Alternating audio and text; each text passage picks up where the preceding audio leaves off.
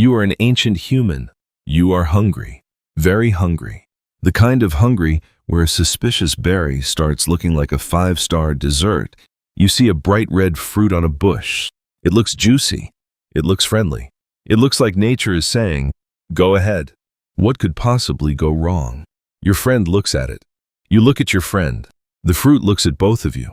And somewhere in the distance, evolution whispers, "Please do not be stupid."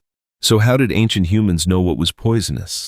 They had no food labels, no internet, no poison control hotline, no guy on YouTube saying, "I ate this strange mushroom so you don't have to."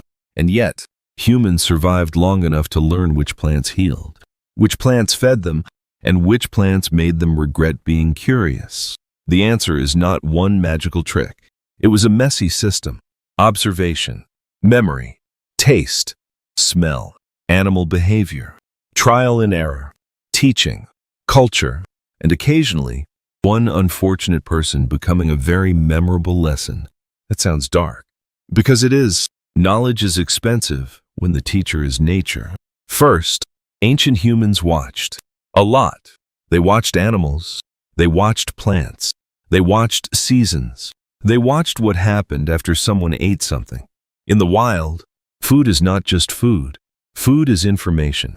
A fruit growing in one season may be safe. A similar fruit in another place may be dangerous. A root might be edible after cooking, but poisonous raw. A seed might be safe only after soaking, pounding, or roasting. Nature is not a supermarket. Nature is a suspicious buffet with hidden rules. If you ignore the rules, the buffet may remove you from the story. Animals could give clues. If birds ate certain berries, humans might notice. If monkeys avoided a fruit, that might also matter. If insects gathered on a plant, or if animals got sick after eating something, people could learn, but animal behavior was not a perfect guide. Some animals can eat things humans cannot. Birds can sometimes eat fruits that would make humans very unhappy. A goat may chew something and look fine while a human becomes a dramatic medical event. So ancient humans could not simply say, "The deer ate it, so I can eat it." That is how you become a cautionary campfire story. Observation helped, but it was not enough. The next clue was the senses. Smell, taste, texture, bitterness, burning, numbness, irritation. Humans are sensitive to bitter tastes for a reason. Many poisonous plant chemicals taste bitter. Not all bitter things are poisonous, and not all poisons are bitter, because nature enjoys being difficult. But bitterness can be a warning. If something tastes extremely bitter, burns the tongue, numbs the mouth, or makes the throat feel wrong, that is information. Ancient humans probably tested tiny amounts very carefully. They did not need a laboratory to know that a berry making your mouth feel like angry fire might deserve suspicion. Spit it out. Wait. Watch. Try a tiny bit. Wait again. This kind of cautious testing is not foolproof. Some toxins are dangerous even in small amounts. But humans are not helpless idiots. They learned patterns. They learned that certain colors, smells, milky sap, strange seeds, and bitter skins could signal danger. They also learned that some dangerous foods could be made safe. This is a huge point. Ancient humans did not only ask, "Is this poisonous?" They also asked, "Can we fix it?" Cooking changed everything. Fire could destroy some toxins. Heat could make tough plants easier to digest. Roasting, boiling, soaking, pounding, peeling, fermenting, and drying could turn risky foods into useful foods. Cassava is a famous modern example. It can contain cyanogenic compounds that release cyanide if processed badly. Many traditional societies developed careful methods to grate, soak, ferment, press, and cook cassava safely. Plain English. The plant said, "I might poison you," and humans said, "Cool, we invented paperwork." This kind of processing knowledge may be ancient in principle. Humans learned that food is not always safe or unsafe. Sometimes food is a puzzle. Raw is dangerous. Cooked is safe. Skin is bad. Inside is good. Seeds are bad. Fruit is good. Young leaves are good. Old leaves are bad. One part heals. Another part harms. Nature loves complicated terms and conditions.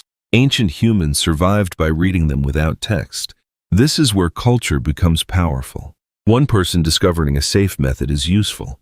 A whole group remembering it is survival. Knowledge had to be passed down. Parents taught children. Elders taught young adults. Foragers watched experts. Mistakes became stories. Stories became rules. Rules became traditions. Do not eat that red berry. Cook this root first. Peel that tuber. Avoid the mushroom near that tree. Only eat this plant after the rains. Use this leaf for pain. Do not touch that milky sap. Every rule may have a history. Sometimes the history was probably because your great-uncle ate it and had the worst afternoon of his life. Stories make knowledge sticky. If an elder says, "This mushroom is poisonous," a child may forget. But if the elder says, "This mushroom looks like a tiny ghost because it steals your spirit," that child remembers. Is it scientifically precise? Maybe not. Is it effective? Absolutely. Ancient people did not need modern chemistry language to build useful categories. Safe, dangerous, only after cooking, only in small amounts, only for medicine, never for children. Only the healer touches this. Do not eat unless you want to meet your ancestors early. Very clear.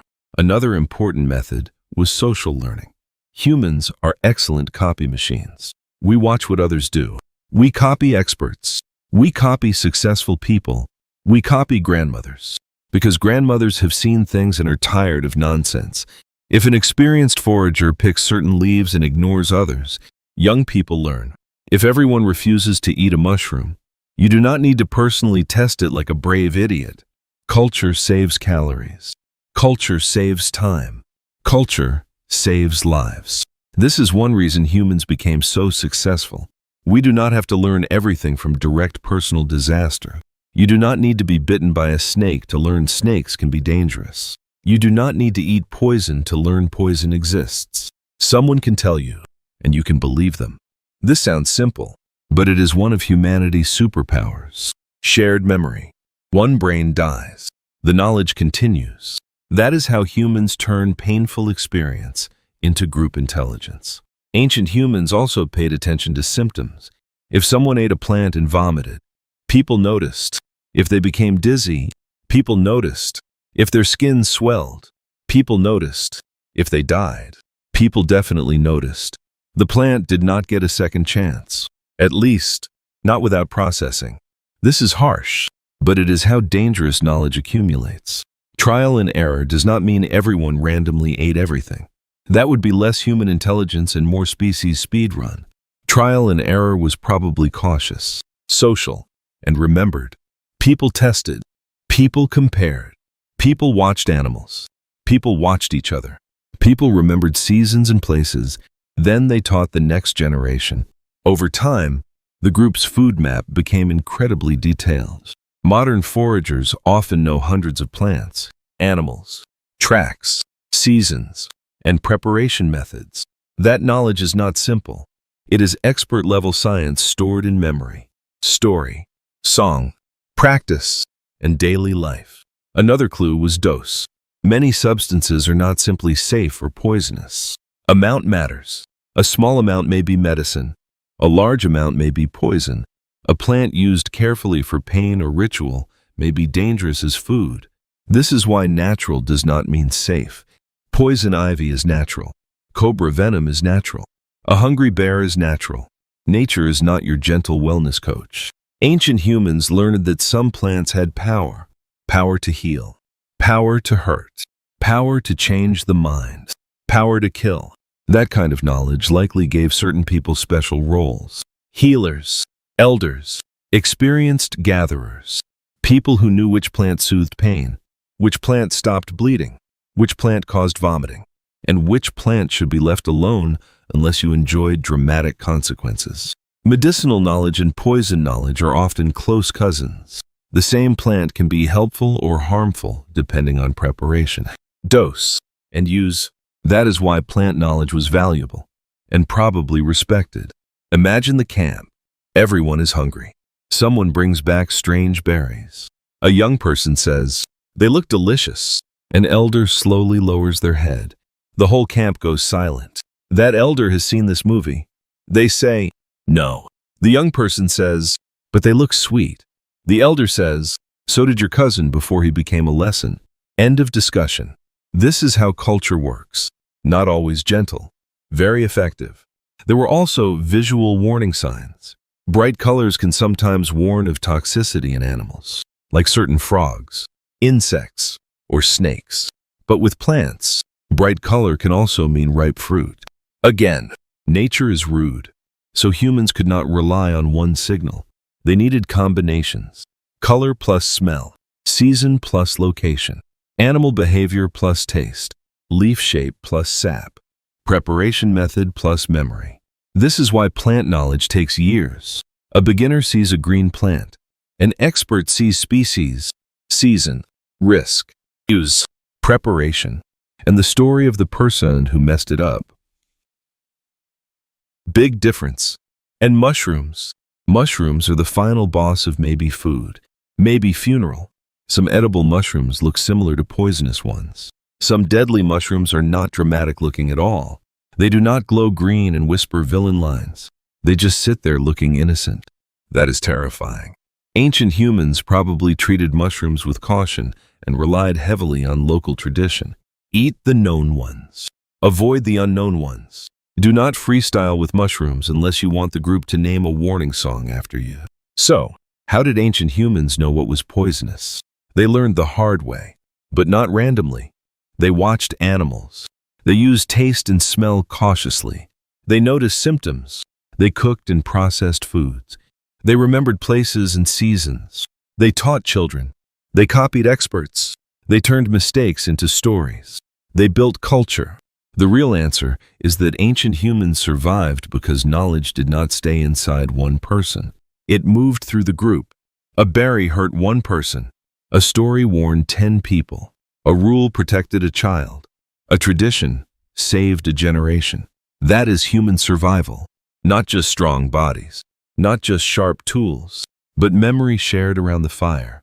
So the next time you look at a strange mushroom and think, maybe this is fine, remember your ancestors. They worked extremely hard to stop you from making that exact face right before a terrible decision. Ancient humans did not know poison because they had science labs. They knew because they had observation, caution, painful experience, and elders who said, do not put that in your mouth. And honestly, that sentence may be one of the oldest technologies in human history.